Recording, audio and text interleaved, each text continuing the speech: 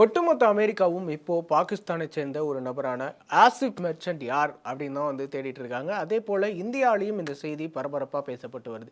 யார் இந்த ஆசிப் மெர்ச்சன்ட் அப்படிங்கிறதுக்கு முன்னாடி இந்த நியூஸ் என்ன அப்படின்னு தெரிஞ்சுக்கணும். அமெரிக்காவில் இப்போ சமீபத்தில் இவர் தான் கைது செய்யப்பட்டிருக்காரு. அது மட்டும் இல்லாமல் அமெரிக்காவிலே இவர் கைது செய்யப்பட்டது மிக பரபரப்பாக பேசப்பட்டு வருது. ஏன் பரபரப்பாக பேசப்பட்டு வருது அப்படின்னு பார்த்தோன்னா, இவர் ஒரு லிஸ்ட் போட்டு வச்சிருந்திருக்காரு. இந்த லிஸ்ட்டில் இருக்கவங்கெல்லாம் சுட்டு வீழ்த்தணும் அப்படிங்கிற ஒரு லிஸ்ட்டு ரெடி பண்ணியிருக்காரு. அந்த லிஸ்ட்டில் டொனால்ட் ட்ரம்பினுடைய பெயரும் இருந்திருக்கு. அதுதான் இவர் கைது செய்யப்படுறதுக்கு மிக முக்கியமான காரணமாக இருந்திருக்கு.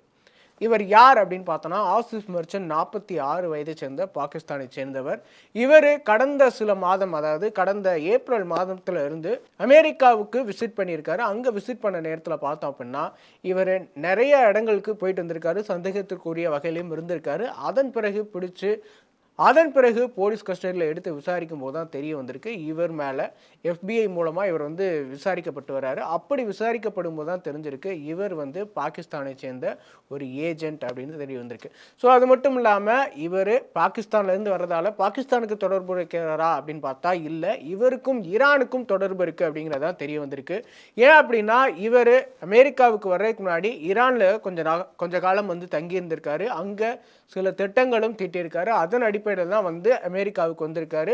அதன் அடிப்படையில் அமெரிக்காவுடைய முக்கியமான அதிகாரிகளையும் டொனால்ட் ட்ரம்பையும் சுட்டு வீழ்த்தணும், அவங்கள கொலை பண்ணணும் அப்படிங்கிற ஒரு நோக்கத்தோட, ஒரு இலக்கோட தான் வந்து அமெரிக்காவுக்கே வந்திருக்காரு அப்படின்னு சொல்லப்படுது. அப்படியானா இப்போ ஜூலை மாதத்தில் ட்ரம்ப் மீது நடத்தப்பட்ட தாக்குதலுக்கும் இவருக்கும் தொடர்பு இருக்கா அப்படின்னு பார்த்தா கண்டிப்பாக கிடையாது. அந்த தாக்குதலுக்கும் இவருக்கும் எந்த தொடர்புமே இல்லை அப்படிங்கிறதுமே உறுதி செய்யப்பட்டிருக்கு. அமெரிக்காவில் கடந்த ஜூலை மாதம் பார்த்தா அப்படின்னா, ட்ரம்ப் வந்து பொதுக்கூட்டத்தில் பேசிட்டு இருக்கும்போது அவருடைய காதில் வந்து சுடப்பட்டது. அந்த தாக்குதல் பார்த்தோம் அப்படின்னா மிகுந்த சர்ச்சைகளை ஏற்படுத்தினது. அதற்கு பிறகு அவருக்கு பாதுகாப்பும் அதிகரிக்கப்பட்டது.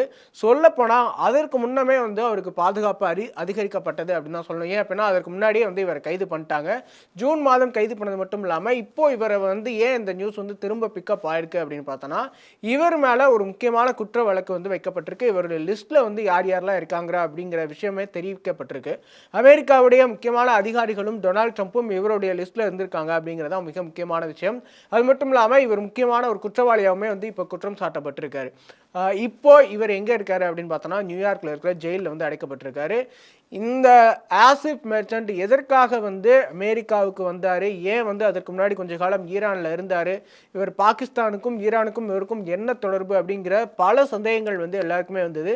அதன் அடிப்படையில் பார்த்தோம் அப்படின்னா, இவர் டொனால்ட் ட்ரம்ப்பை கொல்ல வேண்டியதுக்கான காரணமும் என்ன அப்படிங்கிறதான் வந்து ஒரே வரியிலே இருக்குது. டொனால்ட் ட்ரம்ப் பார்த்தோம் அப்படின்னா, அவர் ஆட்சியில் இருக்கும்போது ஈரானுடைய கமாண்டர் சுலைமானியை வந்து அமெரிக்காவிலேருந்து ட்ரோன் தாக்குதல் மூலமாக வந்து சுட்டு வீழ்த்தினார். அமெரிக்காவுடைய ட்ரோன் தாக்குதல் மூலமாக அப்படி சுட்டு வீழ்த்தினது ஈரானுக்கு மிகுந்த பேர் அதிர்ச்சியை ஏற்படுத்தினது. அது மட்டும் இல்லாமல் கடும் கோபத்தையும் ஏற்படுத்தினது. அதற்காக வந்து தொடர்ந்து ஈரான் வந்து அமெரிக்கா மேலே கடுமையான கோபங்களை வந்து வெளிப்படுத்திட்டே வந்தாங்க. அதற்காக வந்து பழி வாங்குறதுக்கு தான் வந்து இவர் வந்திருக்காரு, ஆசிப் மெர்ச்சன்ட் டொனால்ட் ட்ரம்ப்பை சுட்டு வீழ்த்துறதுக்கு அப்படின்னு சொல்லப்படுது. அது மட்டும் இல்லாமல் அமெரிக்காவுக்கு வந்தது மூலமாக இவங்கெல்லாம் சுட்டு வீழ்த்துறதுக்காக இன்னும் சில ஏஜென்ட்டுகளையுமே வந்து இவர் தேடிட்டு வந்திருக்காரு அப்படிங்கிற தான் பெரிய குற்றச்சாட்டா அமைஞ்சிருக்கு.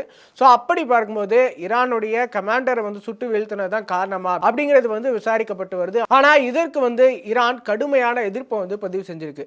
இந்த விஷயத்தில் சரியான நீதித்துறை மூலமாக வந்து நாங்கள் அதுக்கு வந்து ஒரு நீதியை பெறணும்னு தான் நினைக்கிறோமே தவிர, நாங்கள் இந்த மாதிரி ஆள் அனுப்பி யாரையுமே வந்து கொல்ல சொல்லலை அப்படிங்கிறதுக்கு வந்து ஈரான் வந்து விளக்கம் கொடுத்துருக்காங்க.